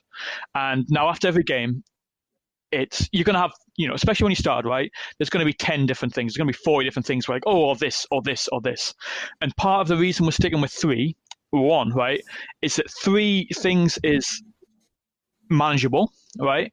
It's easy to write down. You're more likely to remember 3 things than you are 40, right? Especially if you're playing a couple of games a week. And the actual process of narrowing those down to 3 are going to get you to think about the game more. Because yes, okay, you had 40 different things that you may have mistakes you've made, things you didn't realize. You're playing a new master, your opponent's playing a new master. You've got all this information thrown at you. But trying to say, actually, what were the 3 most important points in that game? that I need to take note of for next time helps you distill all that down, and it forces you to distill all that down, even when the last thing you want to do after a hard loss is think about it again. You're like, no, I'm going to the pub, like, you know, I'm drinking myself, and hopefully everything will become clear in the bottom of a bottle. Well, like, you know, just take the time at the start, at the end of the game, say, right, you know what, no, we're gonna write down 3 things, then we're gonna go to the pub and drink heavily, right? And I mean, I've got my own book right here, which is I've just started doing Explorer stuff in it, and I have it in a notebook, and that notebook comes around with me. If it wasn't full of COVID and, you know, I was going to the game store, then it will be coming with me in my gaming bag, and I just keep little notes, and eventually, you know, you're writing it down by hand as well. I want to point that out. You remember things more if you write it down by hand than if you type. And so write it down by hand, and you'll just carry this little book of knowledge with you anyway. And then, you know, if you get bored or whatever, it's good just to flick through. And, you know, when a new Gaining Grounds comes around, maybe just give it a flick through, and you'll start to just build up this little bit of a knowledge base, just a little chunk at a time, hopefully without being overwhelmed. You know, and I've been playing this a long time, right? I've got that book up, you know, I've got my Explorer's version of this open in front of me. One of my lessons learned is always check line of sight, which, you know, it's one of the most basic things you can do. But in that game, I forgot, and I got punished for it. Turn 1, Interesting. and I lost a model to some Perdita shooting because the red joker turned up turn 1, and, you know, for a damage flip, and it's one of those things that just goes to show that fundamentals are still important, and by writing down these little mistakes, again, just from from your first ever game where you've made the decision that you want to get good at this game. Never mind playing in tournaments, you just want to get good, right? For your own personal enjoyment. That just keeping track of that, and those lessons, you know, as you go through, you'll see the progression, and it's a good record of progression. That it may start with basic stuff like, you know, check line of sight, you know, make sure that you deploy your crew so you can pack it correctly. And then you'll start with, you know, simple stuff. You know, don't spend high value cards on pointless stuff. And eventually you'll get to the more detailed and more nuanced bits and pieces that Ewan and Bryan and myself have been using as examples all throughout this podcast. And it's a good way of of getting there. I am so in love with that idea, Greg. And what it's neat about it is what you're doing is creating a customized guide for Greg, right? Because it's based off of actual games, actual mistakes that Greg has made. You know, you've got a book there that said check line of sight. Well, boy, does that get about as basic it is. And you didn't start playing a week ago. And the fact that you've got that there, and instead of pulling out your phone, you've got your book, and you pull out your book and just flip through it. I love that idea. I think that's phenomenal. How about you, Bryan? When someone sits down and is just so frustrated, what is some good, tangible advice that you'd like to hand out? So probably the first thing is you should be building your list in keyword to learn your keyword list. A lot of people I see that are newer to the game want to bring the all-star list, where they bring, this model is really good, let's bring the Rider, let's bring the Emissaries, and, you know, those are all great models in most cases. But you don't actually learn how to play your keyword. You don't learn how to play the crew. And so if you play that keyword only for the first 5 to 10 games with that master, you will learn how everything synergizes properly, and then you'll learn how to build your counters, how to build your list to the pool. And I see that mistake happening all the time when I'm playing as newer players. They want to bring the big fancy models without considering inner keyword synergies that they're just losing. Well, I love that idea, Bryan, because the concept, and if I've caught this incorrect, tell me. But what I love about this concept is you're not talking about necessarily learning. Well, how do I want to put this? You're not saying that you need to play in keyword. What you're saying is for you to understand the keyword, you need to play the keyword. And you may find that there's models that you end up dropping, right? As you go through those 5-10 games, you'll find that there's keyword models that you don't typically bring, but by bringing them, you start to unlock and understand how the keyword functions as a concept. Did I capture that right? Correct. Yeah, because of the thing is that the keyword synergize so well together that you need to learn how the keyword itself plays. Interesting. And then once you learn how the keyword plays, then you can say, okay, well, this keyword is really bad at drawing cards, or this keyword is really bad at doing this type of scheme pool. So what do I audible out and in to try to accomplish these tasks in the later games? But you can't learn that until you've understood the keyword itself. I think that's phenomenal advice, and it's going beyond the generic advice that I give, which is learn your crew. I think that's very, very interesting. How about for you, Ewan? Someone new, frustrated playing, and they're like, Ewan, what can I do? One thing that I love doing, and something that I've practiced a lot, and I have advertised to newer players, is take, and it builds a bit on what Bryan was saying with learn your keyword, but take what your keyword does and theory craft it to the extreme. And I've got two examples of this to sort of make a better point of what I'm talking about. One is with Brewmaster, who I've mentioned previously, is one of my favorite masters. I just as a theory, just for fun. And I actually ended up putting it on the forums because I thought it was quite a good laugh. I worked out how, on turn 1 of the game, to have over 100 poison on your crew. Over 100 poison on my own crew with Brewmaster. And I just sat down and went, I wonder how high I can go. You're never realistically going to need that much poison, ever. But since I did that, I have never been in the situation in my game with Brewmaster that I've turned around and gone, I don't have enough poison, because I've just gone, I can have 100. Yeah. I only need 50 in an average game spread across the crew in the right places. And it's a twofold thing. It's made me more comfortable with all of the tricks possible in the crew to efficiently spread poison, which is a good mechanical lesson to learn. But it also is just fun to do something a little silly. And it lets you take those losses and those harder or more difficult games and turn around and have fun with them. The other example, which is more about this, is my first 2 games with Dashel, who's a very complicated master. I lost pretty badly.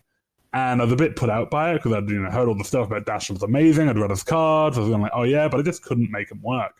And I was at work one day and I just was having a bit of a theory craft, and I went, all right, how far can I send a unactivated executioner in 1 turn? And the answer is 21 inches.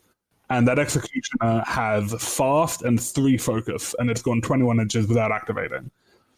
It's kind of a ridiculous thing, but when I play Dashel now, I can sit down and go, if I need to kill something, if there's something on this board that I need to get rid of, I can do it. And the best part about it is executioners also have scatter. And so it was a psychological thing of me trying to cheer myself up about my master, but I've learned this really useful trick. If I play Dashel and Corrupted Ley Lines, as Greg mentioned earlier, they don't get their first point, because that executioner can get anywhere on the board and use an unopposed push and remove their model from the ley line. And so by taking what your keyword does and taking it so far to the point of it's actually not really useful, you can pull it back to this nice nugget of a useful out there application of your crew. And that makes you feel good because you feel smart, and it teaches you something about your keyword that you didn't know before. Well, and in your own way, you've kind of married 2 concepts that Bryan and Greg have talked about. You've taken Bryan's concept of learn your keyword, married it to the muscle memory points that Greg has been talking about, and you've put it together. Which and you're not saying you.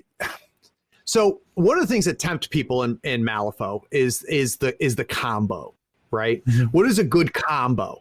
And, that's what you're talking about, Ewan, is doing a combo. Yeah. But what I think is unique about what you're saying is you're not saying do this in the game.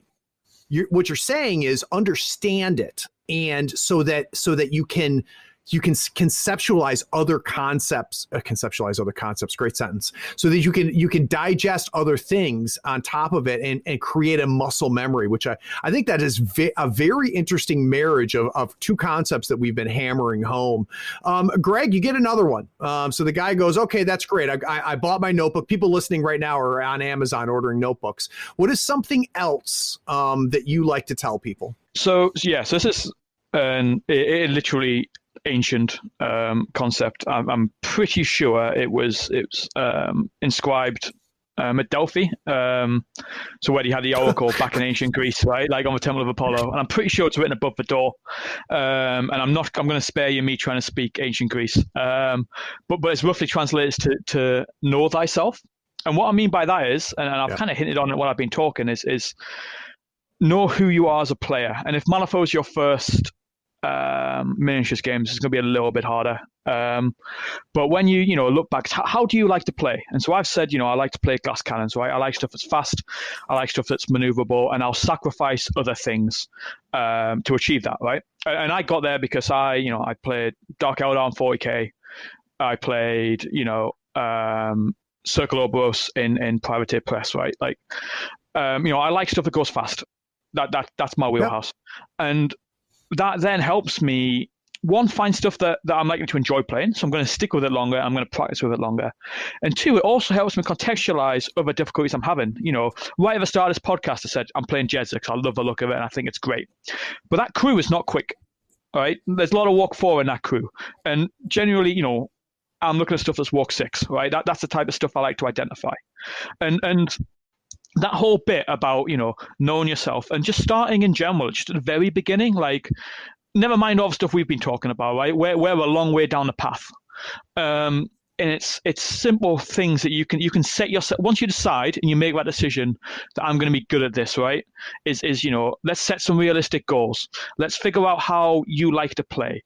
Let's, look at ways of getting advice from people, right?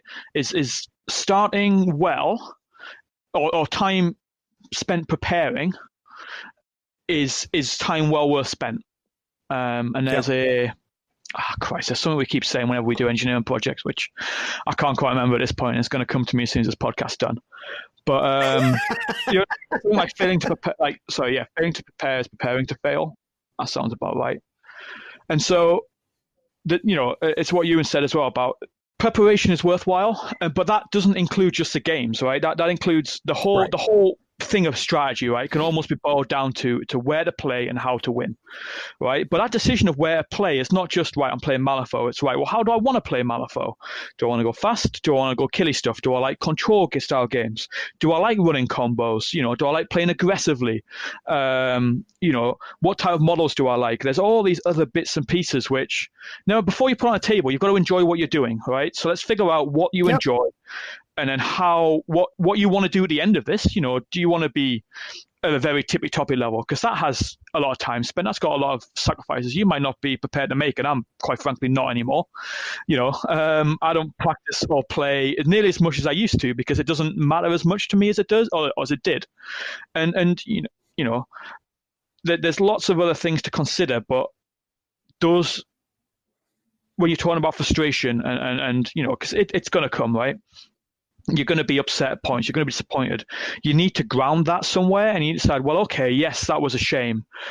I didn't win Adepticon, but Christ, Adepticon comes around once a year, right? So I didn't, but what other goals have we set?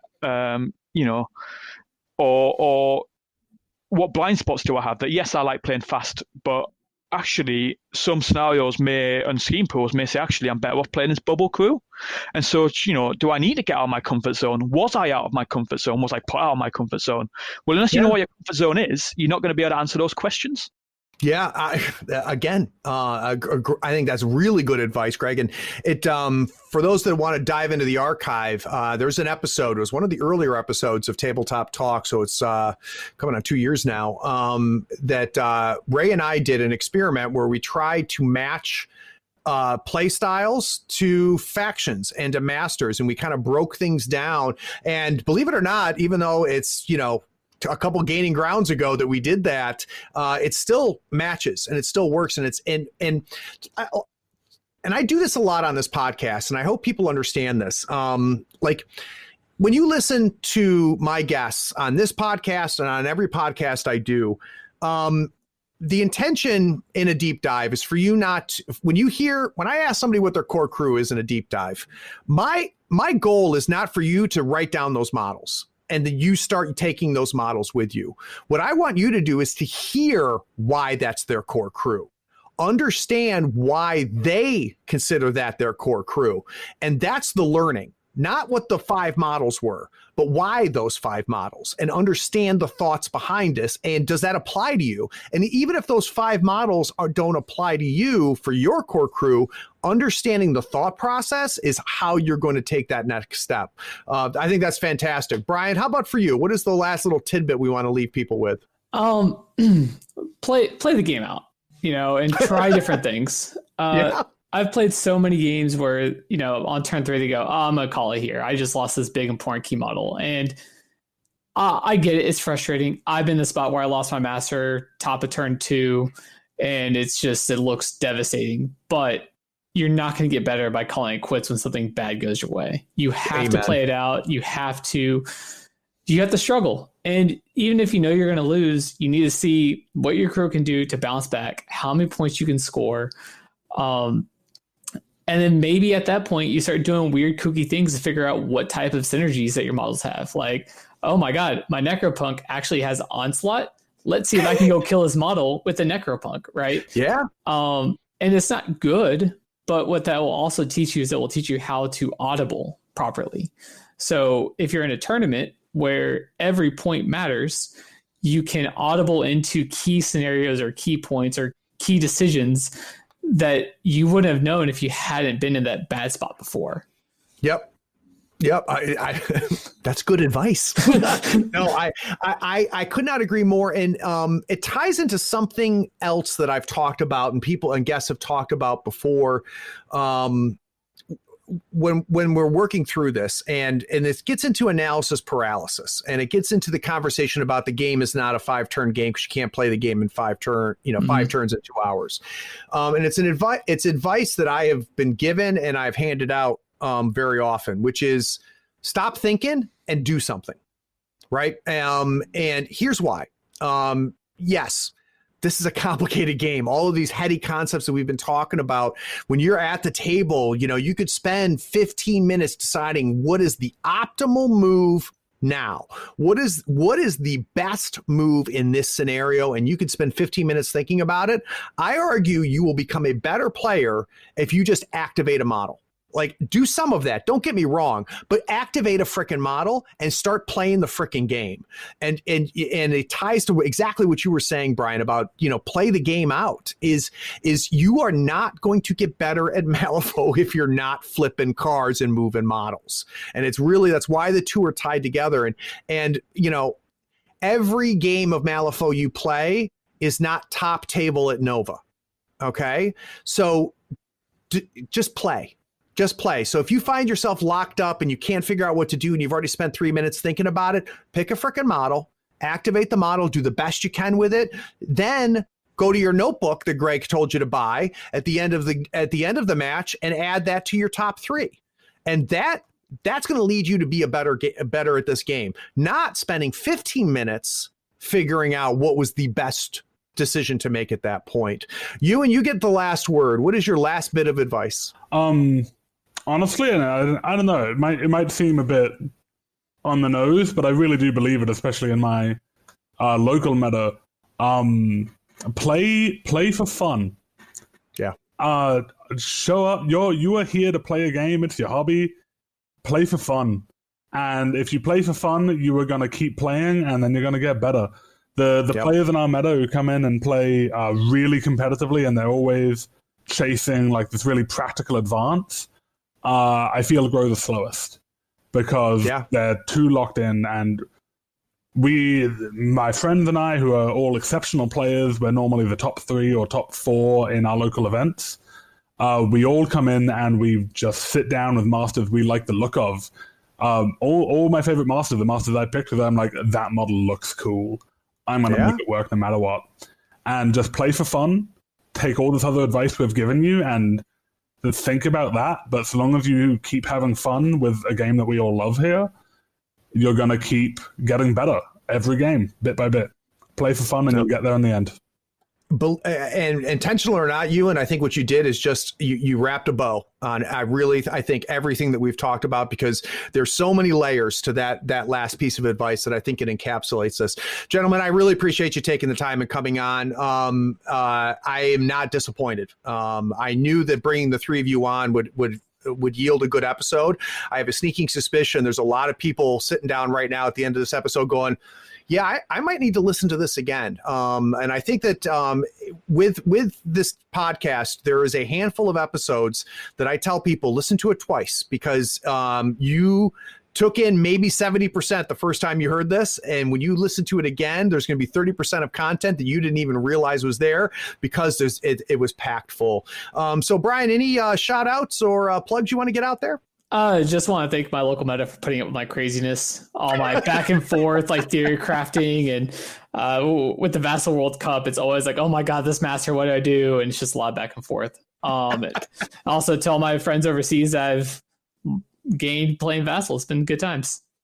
Isn't that, that's, I mean, it's hard to find a silver lining, but I think that the one thing that's been great about us being forced to Vassal for a lot of these players is it has made the world a lot smaller in its own weird way, and it has exposed a lot of players to a lot of different ways to think about the game and a lot of ways to play the game. It is on purpose that I strive to have an international guest list on this podcast, because the people in California, well, people in California don't even play the game.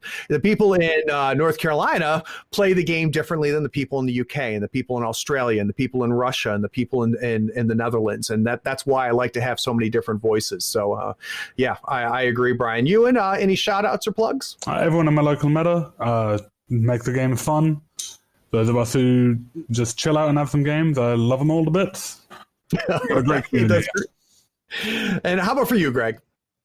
No, not really. I mean, hopefully I'll be on the verge of entering a new meta. So, yeah, I'll be hello to anyone in North America I encounter sometime in the near future.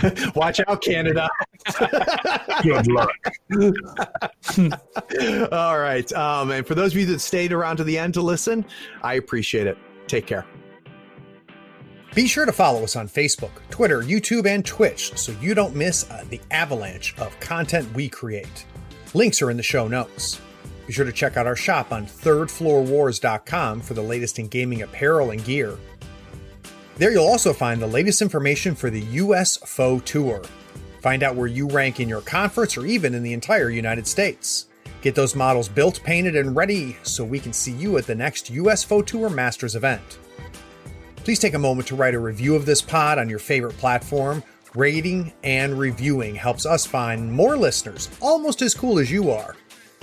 Be sure to share this feed with all of your friends who love tabletop gaming. Thanks for listening. Howdy folks, Craig here. Now if you love gadgets as much as we do, you're going to love the new Third Floor Wars Gadget Bundle from Schooner Labs. Branded with the logo of your favorite podcast, it comes with 2 measuring multi-tools, a compass stepper for those tight and important movements, along with a compact dashboard to track your turn, strat, and scheme scoring along with your soul stones and pass tokens. It is the perfect bundle for anyone who plays Malifaux or just wants to look cool while doing it. The link is in the show notes. Check them out and help support your favorite gaming podcast.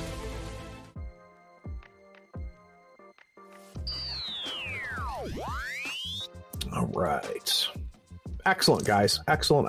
No, good. I appreciate the use of pricing model. Like, I think you've a lot of the vocabulary we're starting to get into is how, I think about the game. So if you want to get really into it, you have to consider so many things. Yeah, and it's very like it's not a million miles away to a lot of like risk analysis, like actually like kind of finance stuff and like business strategy and game theory. Like it's one of the reasons I love it. Like you can apply so much stuff that you use in Malifaux to life that I don't think people get. I was having a chat with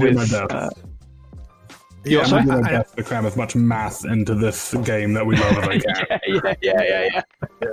Very much so. I think it's what's good, and we're doing it is we're framing stuff, which I think is a huge part of being able to digest and make this actionable, which is good. Bryan, I'm going to start with you, and we'll start with resource management. Okay. Okay. So heads up, if I rant too much, just let me know. Because I've got a lot to say about cards. I think cards is such a huge thing in this game. We'll start there.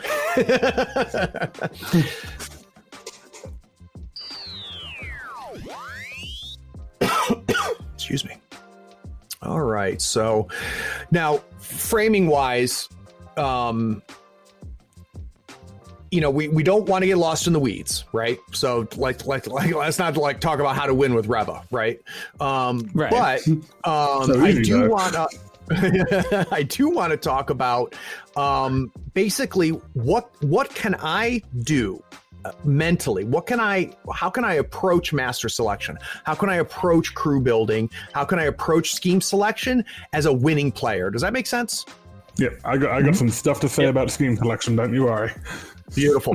And I'm going to frame a lot of this in kind of like where you were and where you are a little bit. So I think I'm going to frame and say, I'll start with you, Bryan, on master selection. I say, Bryan, when you first started playing Malifaux, you probably didn't win a ton of games because nobody wins a ton of games the first time they play Malifaux, but then you get better. And what did you do is on the master selection? What did you do to increase the, your win rate is how I'm going to frame all of this. Does that make sense? Yeah. All right. I'll bring us back.